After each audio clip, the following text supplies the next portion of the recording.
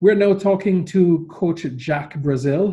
Lots of us in Cayman would remember Jack. Jack spent a few years here, groomed a lot of youngsters at ESM and Academy. He was quite popular on the local football scene. I'm going to welcome Jack in. Jack, how are you doing today?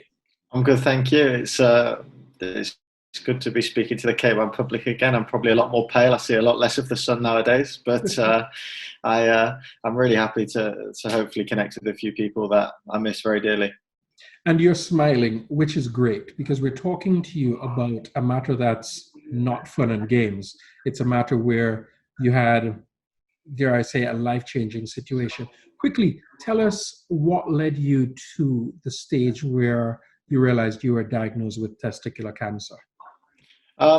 So it was a strange situation. I just came from a training session. I had a check and it felt a bit hard, but I thought it's been really, really cold today, so I didn't think too much of it.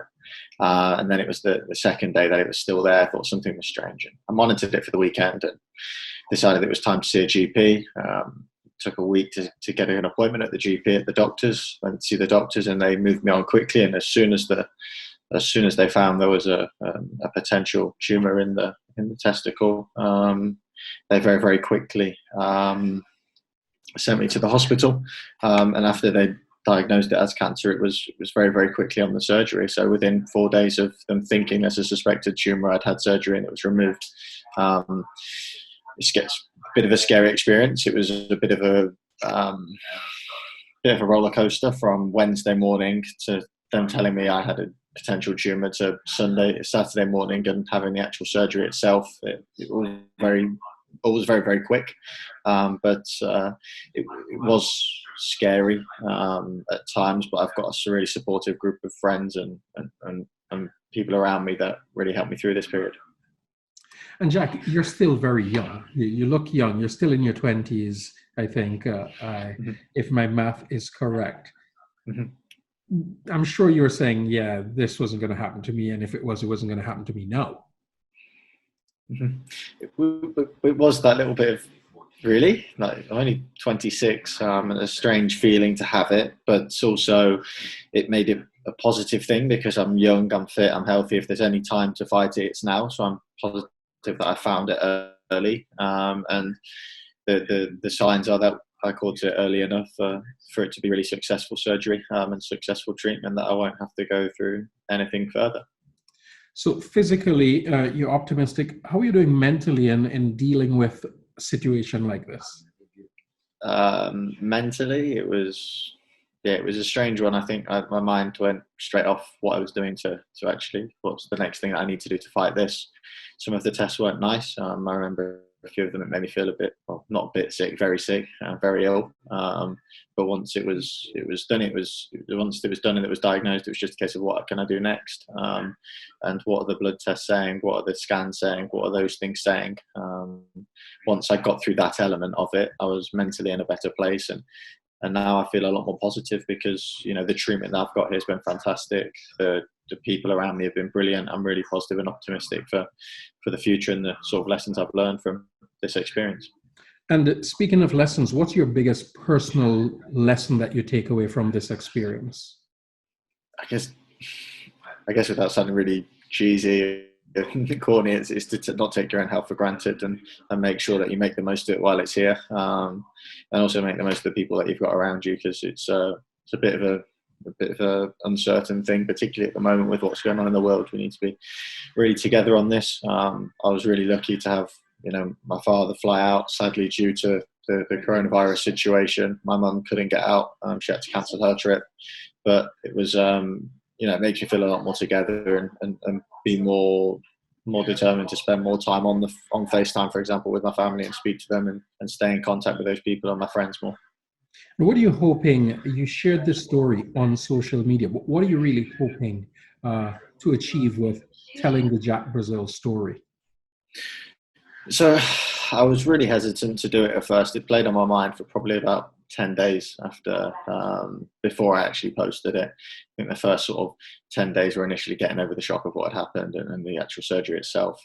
Post that, it was, I didn't want this to be about me. I didn't want this to feel it was about me. I didn't want to make it about myself and my situation. I wanted it to be about awareness and I've caught it very early. I've been fortunate to remember the things I was taught as a kid, but I haven't been reinforced them since I've been an adult. Since I was 16, there's not been any reinforcement of you need to check for this, this, and this. It's just been, get on with it. You hope you remember it from your school life, and the awareness needs to increase of these situations of where we need to be in regards of knowing what to check for, where we need to be in regards of knowing what to do when we do find something abnormal, and also being.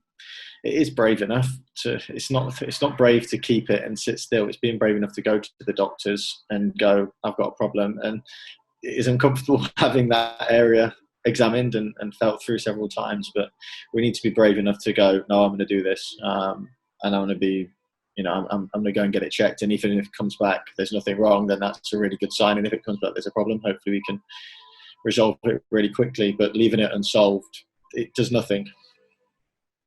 You're sounding quite upbeat, and anybody who remembers Jack from his time in Cayman, he's always a positive and upbeat guy. But then when I read to the end of your post, I realized you're not just upbeat, you're planning to do something that I've never done in my life, and you're coming off getting treatment for testicular cancer. Share your plans for what you're doing this summer, or if everything holds up. All being well, there's an area in the north of Norway where I live now called Tromsø, a city, and it holds the Midnight Sun Marathon. So if all goes well, I'll be running the Midnight Sun Marathon. The sun doesn't set in that area of the world during the summer months. So it starts at, I think it's 11 o'clock, it's 10, 11 o'clock, and you have to run through the midnight sun. So it'll be an interesting experience, but I want to, run a marathon, and I have my health, so I might as well do it now. Jack, glad that you could be smiling and sharing this story, the important message. It's a story over and over and over. And when I saw your caption, check your balls, again, I thought it was a story about a coaching technique or something like this. But it's really, really great that you could share this message. If I leave you with one last message to your friends and your football family back here in the Cayman Islands, what do you have to say to them?